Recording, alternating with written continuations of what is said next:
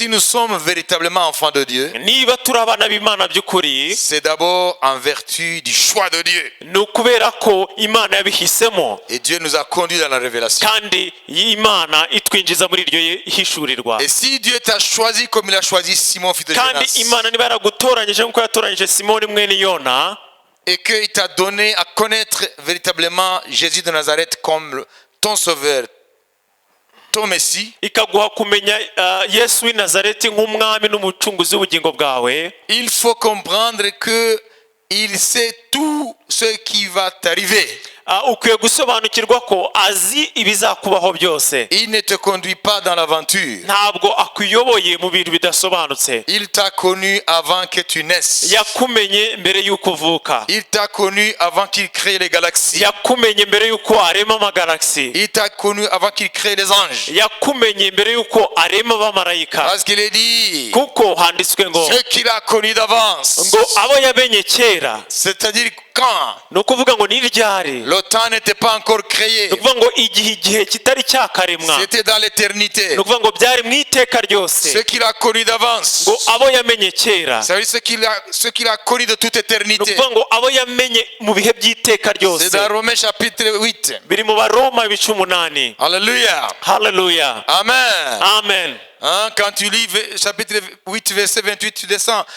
iyo usomye Abaroma 8:28 ukamanuka. Mais c'est intéressant de lire tout le chapitre. ariko ni byiza gusoma igice cyose. Alors, comme ça, on se replace dans le contexte. rero ubasha kumenya uburyo ibintu bivugwamo.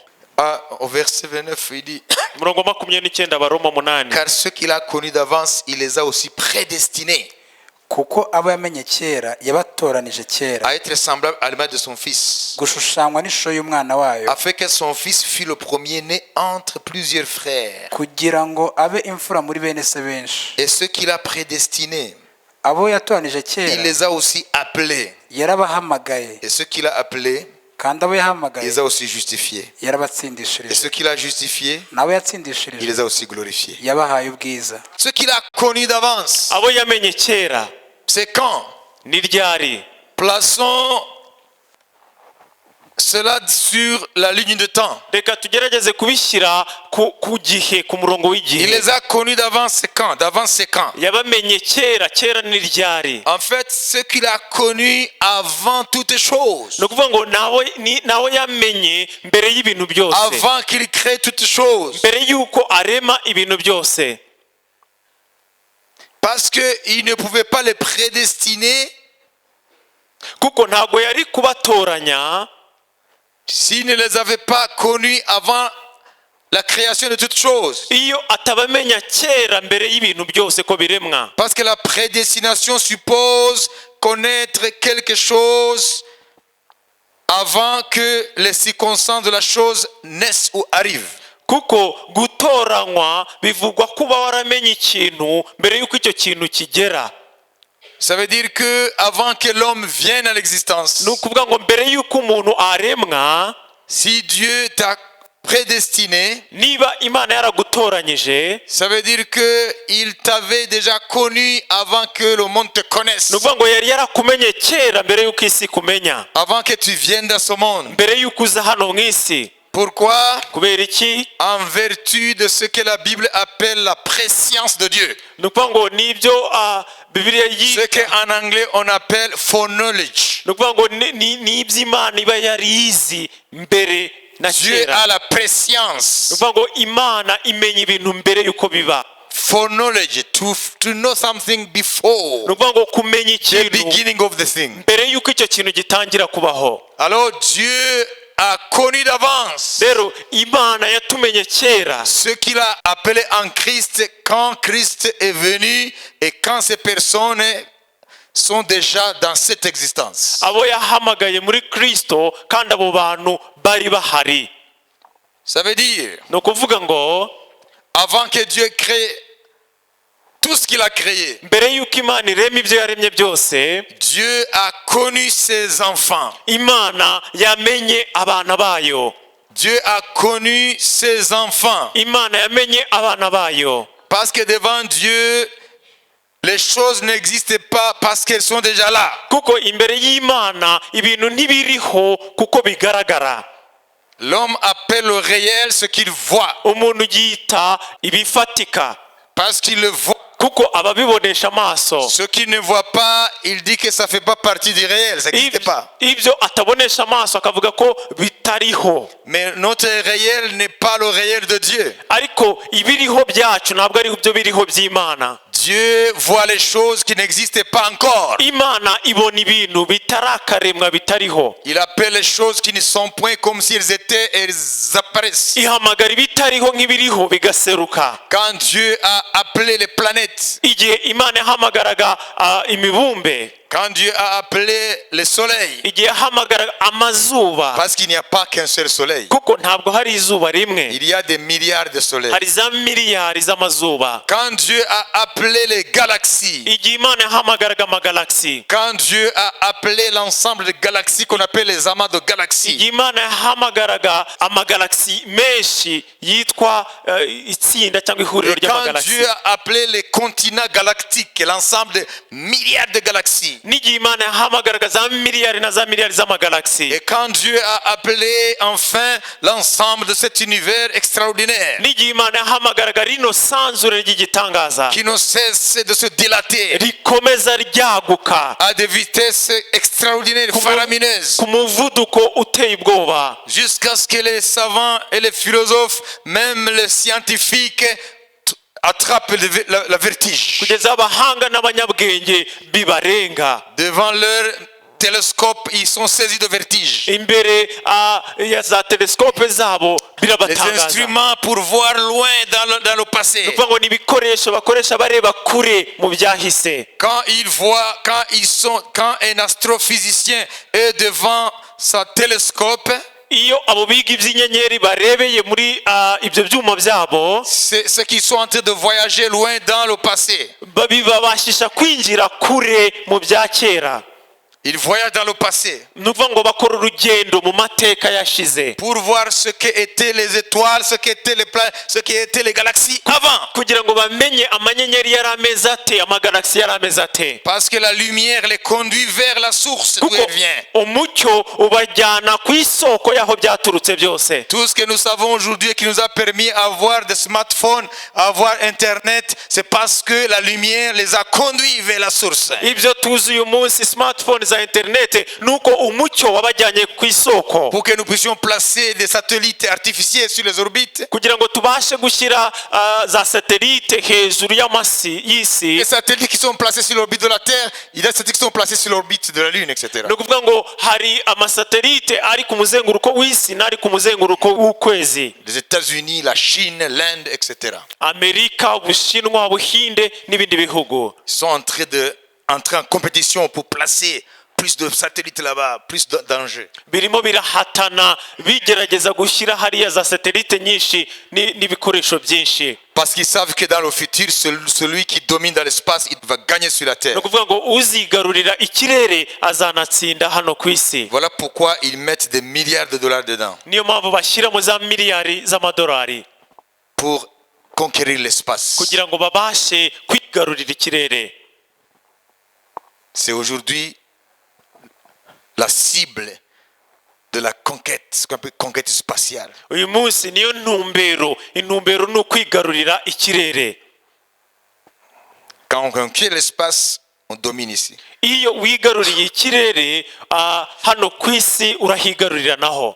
Et ça aussi, c'est vrai dans le monde spirituel. Kandi ibyo nabyo niko bimeze no mu isi y'umwuka. Si nous dominons dans le monde céleste, Iyo twigaruriye ikirere, nous dominons aussi sur terre. tunigarurira hano ku isi. Avant de chasser les démons ici, Mbere yo kwirukana abadayimoni hano, nous commençons d'abord à remporter la victoire dans les lieux célestes. dutangira gutwara insinzi mu kirere. C'est pourquoi Jésus a dit quand les disciples sont venus très joyeux, très contents d'avoir chassé les démons en son nom, Niyo mpamvu Yesu yabwiye abigishwa be bamaze kugaruka bishimye ko birukanye abadayimoni, il a dit, yarababwiye ngo je voyais Satan tomber du ciel comme un éclair. ngo nabonye Satani agwa ava mu kirere nk'umurabyo. Ça veut dire ce que vous venez de voir comme résultat. Ni ukuvuga ngo ibyo mwabonye nk'ingaruka Ça a commencé dans le lieu céleste. byahereye mu kirere. dans le lieu céleste là. byahereye hariya mu kirere. La force du chrétien est d'abord là. Imbaraga z'umukristo mbere na mbere ziri hariya. Ici, c'est le terrain d'application. Hano naho gushyirira mu bikorwa gusa. Amen. Amen. Alléluia. Vous comprenez? Murabyumva? Alléluia. Hallelujah. Amen. Amen.